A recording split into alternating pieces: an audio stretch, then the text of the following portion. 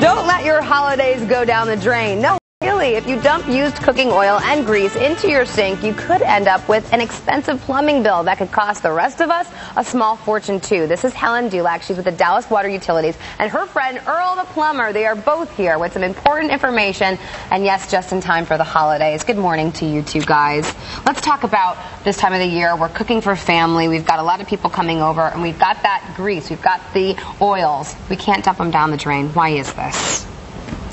Well, personally, I like it if you dump it down the drain, because then I got to come out and fix it. And if it's a holiday, I'm going to charge, well, you don't want to know, but it's a pretty penny. Okay, so the plumber, he likes it. He wants to come over the house. He wants to steal a piece of pie. He wants to charge you a lot of money. But Helen, we shouldn't be putting this down the drain. Is that right? That's right. I have a better alternative for everybody. Instead of giving your money to Earl, save it for yourself and properly dispose of your cooking oils and greases. Okay. If you have grease that comes from cooking meat, such as bacon, anything that turns into a solid when it cools, that can be thrown away. Okay, right in the garbage. We put it in a container, toss it. That's right, and that way it doesn't go down the drain, doesn't clog your pipes, and you don't have to call our buddy Earl, bless his heart. We don't want to call you Earl, and this definitely looks like it could clog a drain. Okay, let's talk about some oils like vegetable oil. Maybe we're deep frying that turkey. Or That's right, because the best turkey is a deep fried turkey, especially here in Texas. So if you deep fry your turkey or do any frying for the holidays, collect your oil in a sealable plastic container and drop it off at one of our 15 Cease the Grease recycling stations. Okay, let's talk about those recycling stations. We see it right there. There's lots all over the city.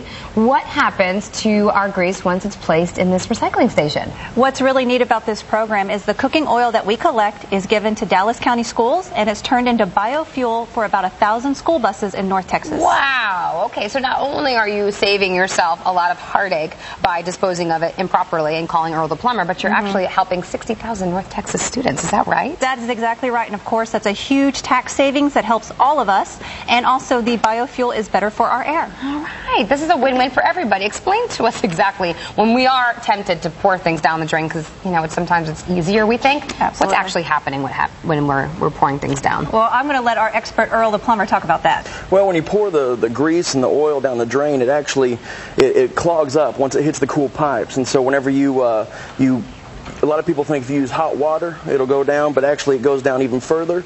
Then it cools further down, and so then you have a bigger problem, and that's whenever I can charge you a lot of money. Earl, you say that a little too happily over there. Okay, we want to avoid seeing Earl. We want to spend time with our friends over the holidays, and we want to help out those North Texas students. Cease the Grease is a great campaign. We want you guys to find out more about it. So if you want to drop off your grease and go to a location closest to you, you need to log on to this website at ceasethegrease.org. Pretty easy. Just type in your zip code, and it will map it for you. Guys, thanks so much. Thank you.